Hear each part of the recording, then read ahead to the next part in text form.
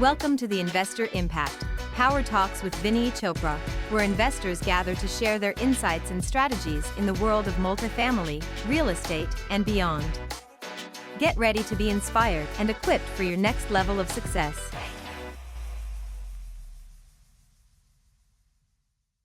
See, look at this now. It cut it out. Did you see that, Franco? It cut it now into 33.38% is the return to your investor without you bringing any money. So they are going to make, see right there, annualized right there, equity gain is right there, everything. So they'll make 130% with the cash flow alone. And if you wrote a contract, you don't share any equity with them, but you kept on giving money. And when you refinanced it, you returned their 300,000 back. Got it. Now, free and clear, they got their money, but they got 22% first year. So what? 99. So the way you're structuring this is you get the down payment from an investor, so you can move on the next. But then you refinance the SBA loan, you pay back the investor the down payment that they gave you, and then they're going to take 50% of the. Got it. Okay. Yeah, and you give so them they can this get for paid 5 back. years, yeah? Their initial investment is back within half a year or something. You can. I cannot guarantee you. But the thing is, see, I'm going, my application is right there now with SBA, everything. I got the resume from Lori also. They needed that. Everything they're asking, I'm giving them, right? Saurabh, go ahead, brother. Just had a couple of questions about, so if you go on to the initial sheet, the first one. Oh, yeah, underwriting. So, Franco, I think you're assuming 9% management over here. So, does that mean that the management is the operator and they're going to take care of the day-to-day operations and the payroll is going to fall under the management? Or is it that the payroll falls under us, the operator, and then management is just looking at after the day-to-day operations? What you're thinking, then I'll give my answer. Franco, what do you think? Ask me that question one more time, rephrase that. Yeah. Line 29, management, 9%. Sure. These people are managing the payroll people in line 27.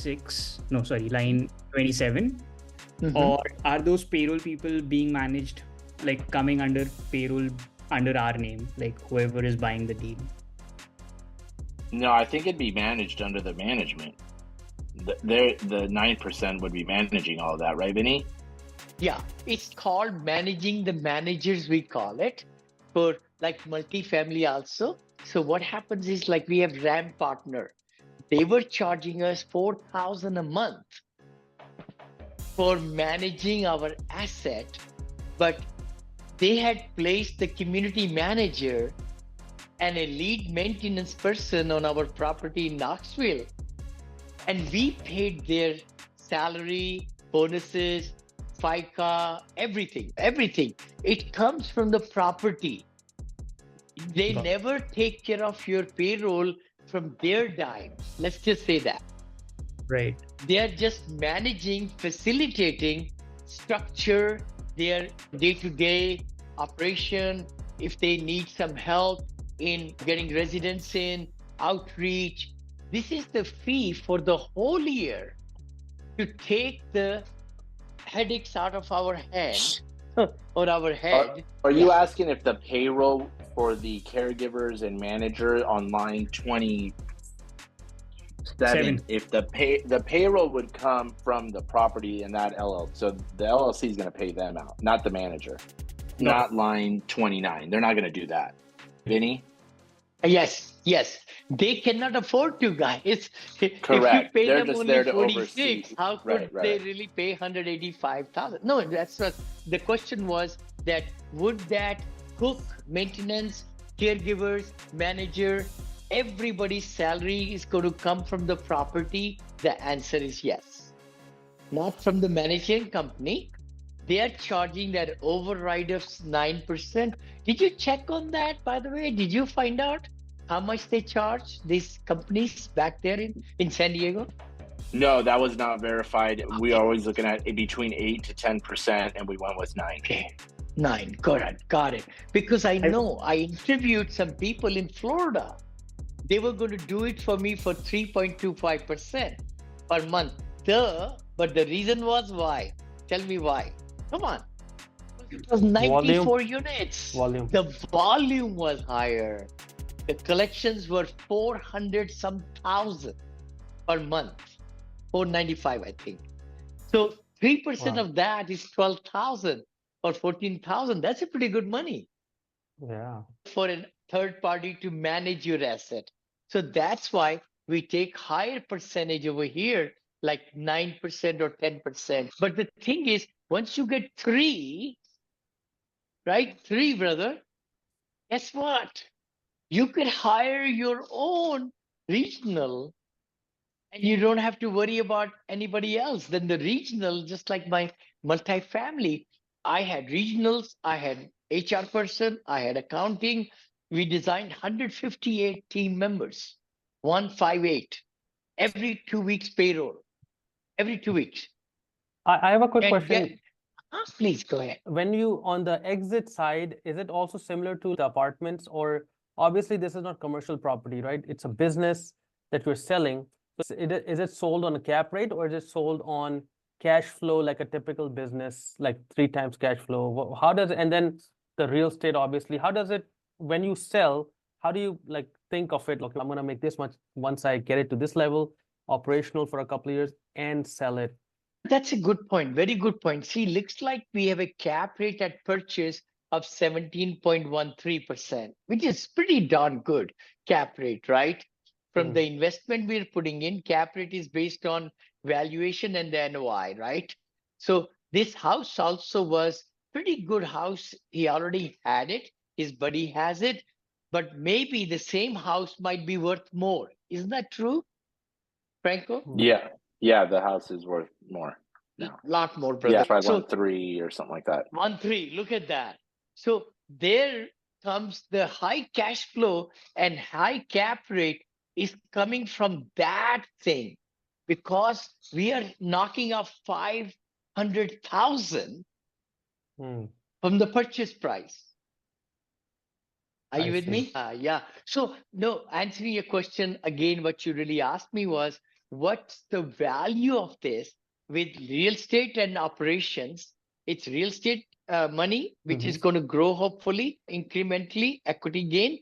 Then the business value grows also. So total together, somebody wants to sell me RAL for. So guess what? I bought it for 1.325. I put, let's say, 200,000 into it. My total money into it is 1.5, let's say, right? So 1.5 and it becomes 3.8. What's the gain? Operation. And it's making money like crazy. Every month it's making cash flowing. It's a machine. It's a golden goose. So is it that it goes up that much, like almost $4 million, like 3 times? Maybe because at that price, probably it won't even, if somebody buys it and gets a loan, like an SBA loan at 4 million, it probably won't even cash flow at that. Maybe you're right. Maybe that's why I just told them, hey, they're out of their game. Yeah, it seems whatever. high. 2.5 to 3 million, probably. That depends sounds right. on the. Will be fair price. You got it. Yep. Definitely. Great ROI, cash flow, and you make $1 million, $1.5 million on the back end, even in a year. It's mind-blowing, literally. And that's where it's the cash cow. That's why Monica and I have discussed quite a lot. All our investors coming, we are giving them $16 million back. So they're saying, what do you have, Vinney? And we are saying, hey, 12% straight, we are giving you right now. Don't have to worry about anything. Every quarter, you'll get 3%, 3%, 3%. We don't have another deal. But as the deals come through, we're going to be looking into that. But the beauty is that you could give this at 50-50. See, look at that over here. Saurabh and everybody, right? Managers cash flow in 1 year, you get 68,000 and then they get 68,000. Next year, they get 68, 68, 70, 88, 92. Then you could even write in the contract that you don't give equity of 50%. See, over here in our formula, I think maybe I'll redesign it now because most of the time I'm giving same percentage of cash flow and equity gain, 50-50. But then you go here to equity returns on resale. Aha. Now here we could change it. We could say manager equity is going to be 80%. Let's just say that 80%. Oh, it says underwriting, right? Over there. And then what's this over here? Oh, it's a formula. So I'll just say 80%, 80%, and then 20 goes to the investor, members, that's investor. So 387 will come to us and 96 will go to them. So now this will be changed. Look at that. It reduced from almost 31 to 28 now. And look over there, the equity gain reduced. Did you see that right there, prorated? So we are giving them more cash flow, but 33% on their money of the equity gain. See, you could change anything you want. You could really look at what's right for them, what's right for you, and everything.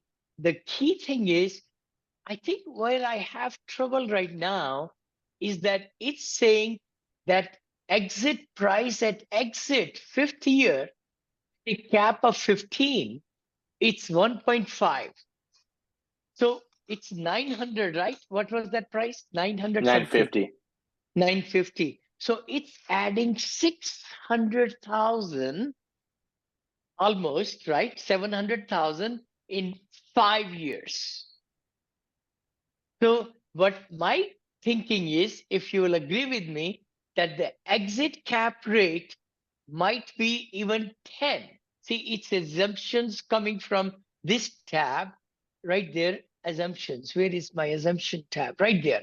See, in multifamily, I have always taught that when you do assumption for the exit, where is the exit? Cap rate?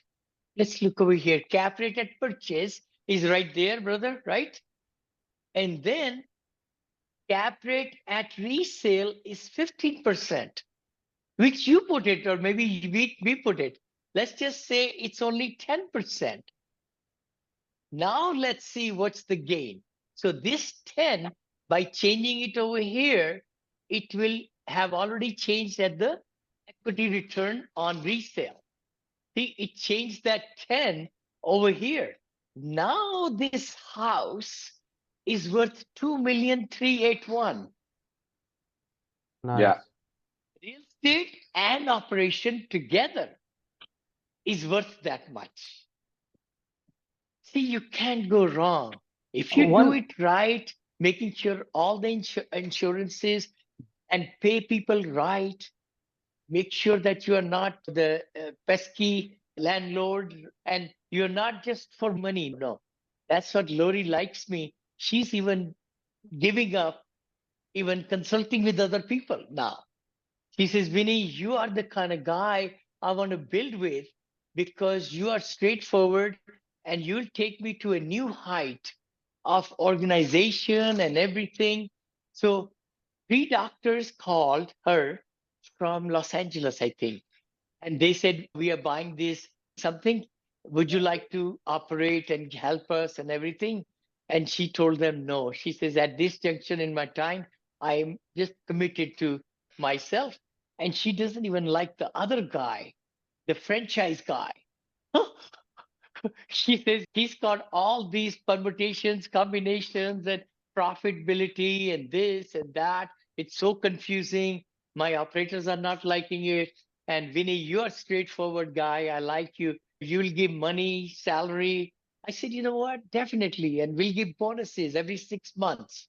Bonuses depending on occupancy and returns. So everybody's happy, right? I have a So, question. The biggest variable, I think, since it's an operational business, just like hotel, all the numbers look good until the occupancy goes down, right? So the question is, yes. Viniji, how do you make sure? Because again, this is not a 100-room hotel where it's pretty stable. This is 10 rooms, 5 rooms. If 2 people die in the same month, your revenue tanks, right? So the question is, how do you get to fill these things fast, like without, because 5% occupancy let's say we're going with 5% number where it's going to be empty. How can we predict that? Or are we working with some agencies that will fill up these places? Yes, I'm so glad you're saying that. There is Place for Moms is one site. They have so many leads come through these advertisings and all System, that yeah. software, and then they give the lead, and it's for you to close on them, right? They'll Oh, give the lead to all of the people, but in my case, that's also a cost, by the way. Lori told me that, and I'm glad you brought it up. Oh my gosh, this was on my agenda to talk to you all about it. Essentially, there is an initial cost to get the residents in. We should put another column here, brother. Maybe even residents, this license is one thing. Maybe we could go ahead. I was going to say leasing cost or resident events and licensing, maybe over here, and add that 3,000 into here. So I'll make this as 3,500 just in front of all of you. So now it's folded over there, right? This health department license, I'm going to say placement. Aha. Placement. Is it? No, MENT. Is placementers and outreach, it's called. Aha. so we are buying leads and we're trying to close on them, right? So Yes, but we're not yes. paying, like there are placement agents like people too, right? That would place and they will charge like a 1 month's rent or something. Yes. Yes. So is it both, or are we doing only one? Only 1 month rent, and then they stay for 2 years. So it's a initial cost to get the senior in. But if you have a good network, you also have even sometimes half the rent, half the month. Oh, okay. Oh, We have a yeah. big rooms. Okay. My thinking is that I want to SEO all that thing and robot like Vinney. Yeah. Oh, by the way, oh my gosh, we forgot to tell everybody what's fixing to happen in my Go High level, guys. You're not going to believe it. We hired Julia, a marketer who is SaaS oriented and everything with Facebook advertising, because my account was banned. And now she got everything. We got 432 leads in just 1 month. And now I just found, she connected me to another person, Wayne, and he's into robotics, into Chat GPT. So now I bought that program, and they fed my 3 books into the data mind of Mini Vinny. Okay, we got 7 appointments set up in 5 hours through robots. So people, when they come into it, they are asking questions, and then the robot, me, answering it in real time to them. And then they are conversing, they are asking questions, and robot gives the answer. And the answers are right on the money, right on the money. And they are closing them through Vinny, robot is closing them to make an appointment. So we have a VA now full-time in Philippines, very accomplished person that Louis is training. And then Louis is overseeing all these robots and everything. He's spending like almost all day just consumed with making it perfect. And then Julia is there. And this is going to be mind-boggling if it works, which it will work. I have all the intentions that it will work. Then we'll be selling my courses, my different things. I'm going into another business and another business. This whole robot thing is very much up my alley. I've been talking about it for a year, and it's happening now. So they are now taking transcriptions of my whole academy and feeding that academy into Mini Vinny. So that brain is going to now answer questions from my lectures as people ask. Anyway, so that's something I wanted to mention it. That we are doing this. The thing is, this is the way to go. I'm telling you, if you are not doing it, hotels are good. Oh, hotel is another one. Oh my gosh. I just had a good call with my partner. We're looking for a $12 million hotel, which really has a good potential for the good cash flow because that's active income. And a lot of my investors want active income. So that way they could hedge their W-2 income with the cost segregation in the hotel and all that. So I'm rekindling that again. I've told him I'm ready to buy 12 to $15 million hotel when he finds a good one. He's got a big circuit. Yeah. Huh? So I'm all I have a yours. deal. Please. Basically, Oh, I have a no. deal Okay. that is about, it's basically a hotel in San Francisco, and I wasn't going to buy it, but I can lend it to you if you're looking for deals in hotels. How many keys, brother? I How think it many is like keys? 18. Oh, 18. 80? Hey, 18, 1 8. Yeah. I can confirm the details and send it to you, but that Oh, hotel to be very truthful, I'm a money 18. raiser. I'm a money raiser, and my partners, like Ash, who is my partner, general partner in Wyndham Garden, he manages it. And he's firing and hiring and everything. I used to be in their meetings every week, but now I'm not. And now we are taking it to 19 million from 13 or 14 from last year to almost 19 million valuation. So I think 18 and 19, it's a good one. It's a boutique hotel. The biggest trouble will be occupancy and how to promote. And you may need a lot of money to make it attractive also. If they are selling it, there must be some reasons, but look into it. We can underwrite it. Why not? We can underwrite it, brother. sounds. But I may not be a good candidate for it. Reason is that I cannot operate a hotel myself. I will need Ash Gaba, my partner, to operate it. And we are looking at 100 keys or plus. Saurabh? I I had one question, which is like about residential assisted living. Is it possible for me to show somehow that basically it's a passive investment instead of me being active completely, right? Like, for Totally. example, using management the way we were discussing Hmm. earlier, Hmm. right? Totally. Oh, It's totally. You possible that we should be just able create to. a LLC and then Yeah, you just invested in this and that this third party manages it. I'm not involved. I have no license. I have no experience. You say all that to them, right? But I just made a good investment and this third party property is running it and they just send me the check every quarter or something. got Anna? it. Even though the payroll is going from the LLC, which is owned by me. Oh, that's okay. You could form another LLC, brother. Oh, owned by Got it. you. I got you. Even actually, the property management company will open their own bank account, by the way. So you could run it through their bank account. They'll give you access because it's your account. They will do everything, bookkeeping, everything, just like they do in my case, in my other properties. So I'm not, I can look at it. I'm an owner, but it's under their umbrella. Got it. So Okay. I wasn't looking it too can much into happen. RALs, but Uh, got it. I wasn't yeah. looking, but I'm gonna start looking, and I'll try to bring in a deal next week. Let's do it. Yeah, Let's do around the it. I San. think so. Yes. Brother Dave, last comments? Yes. I think the one thing that maybe in the RAL space that is hard to predict at this point is that if you sell it as a business with real estate, you can probably sell it at a higher multiple.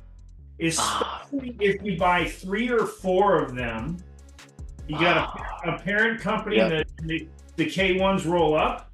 Let's say you get it to $1 million net, okay? NOI. Yes. If you get it to $1 million NOI, you can get probably an 8 to 10 times multiple, which I don't think you could get that in the real estate world. You get that in the business world. So consider, if you're going to consider RALs, I think if you consider putting multiple ones where the K1s roll up to a we'll call it top co, let those revenues roll up and then sell top co with a bunch of these, you can get let's say you get a 7 times multiple, you're killing it. Way more than you get into real I estate. love it. Thank you, Dave. So true. So true. You're so true. With having these on the top, then you're dealing with one parent company that has these locations and some investor group, big group, or family office, or even hedge fund. Depends on smaller hedge funds might be interested. But it's a legacy maker. That's the word I'm thinking. Monica and I had a big chat. They were here for Father's Day. She lives in San Francisco, but we were discussing. We said, okay, honey, if we can start and build in 1 year 5 RALs, we set a goal for 5. So that's pretty doable, right? And then we are looking for 30 unit also, maybe a land and build 30 units there or 20 units. I would rather already built, then I can expand it. I like that much better than building permits and all that. I've been crushed with that. So no, that's good point, Dave. Thank you so much for coming tonight, and look forward next week. And please bring the underwriting and bring the insurance numbers. I would say, Franco, please call some insurance companies and even call some RALs yourself. Oh, you are doing in San Diego anyway. So you could go to RAL nearby where you live in Irvine or Orange County, visit them and say, I'm looking for a location. Not here. I will be no competition to you. Sure. Actually, my bookkeeper, my CPA, I already reached out to him. He does taxes for an RAL, and I'm going to try to get connected that way to them.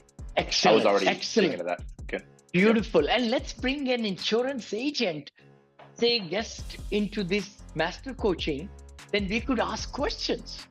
That would be tremendous to ask, and CPA also. I don't know, CPA will be easier, but insurance person might be a good one because we want the best of the best insurance for RALs. We don't want any hiccups. Yeah.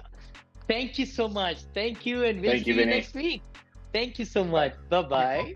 That's all for this episode of the Investor Impact. Stay tuned for the next episode and don't miss out on the opportunity to learn and grow alongside this powerful inner circle.